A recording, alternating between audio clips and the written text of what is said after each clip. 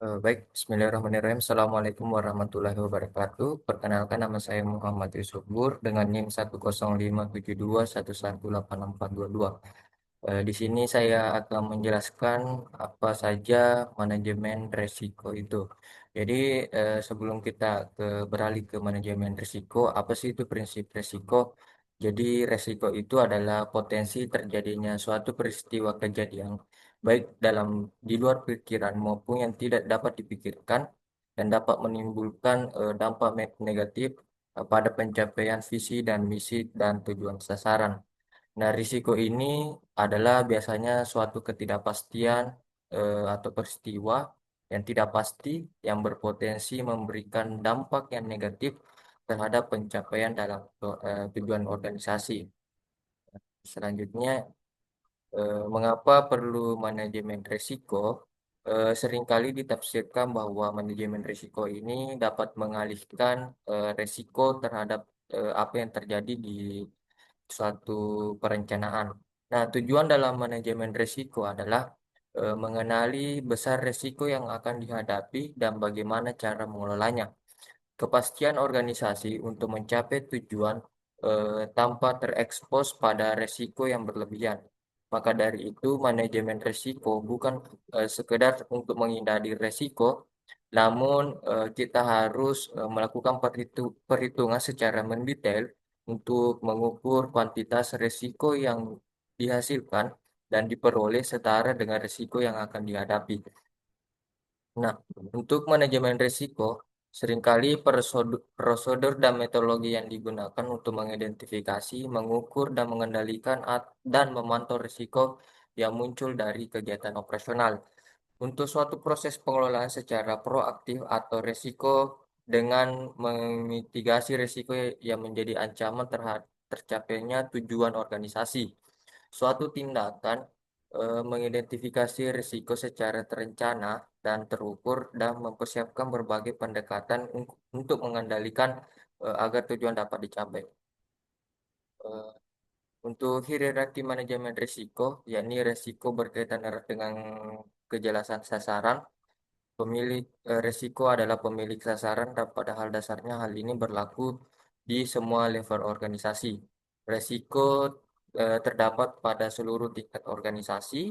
Risiko juga terdapat pada seluruh proses bisnis organisasi dan setiap orang dalam berorganisasi memiliki sasaran kerja yang diinginkan.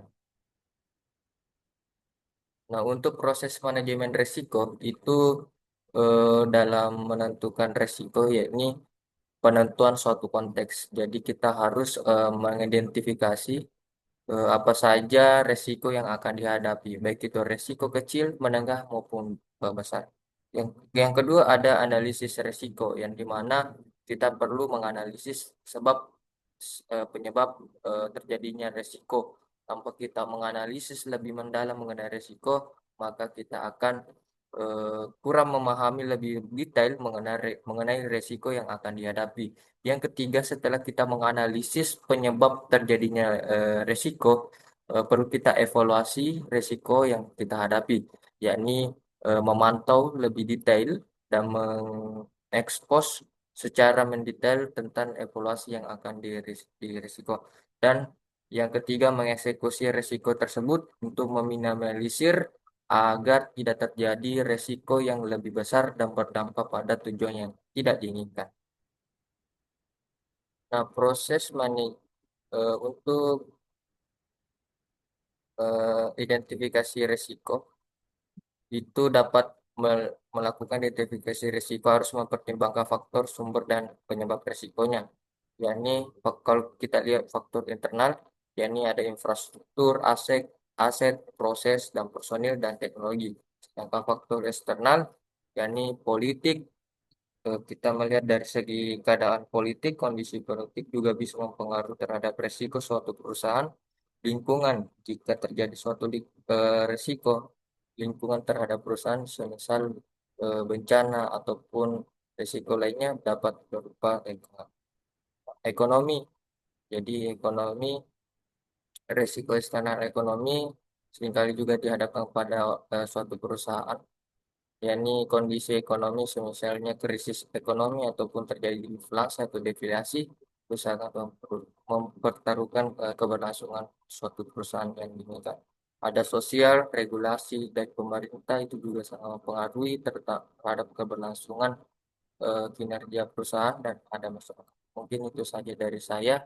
Mohon maaf apabila ada perbuatan dan kurang menyenangkan. Mohon dimaafkan. Saya atas nama Muhammad Subur pamit undur diri. Sekian. Wassalamualaikum warahmatullahi wabarakatuh.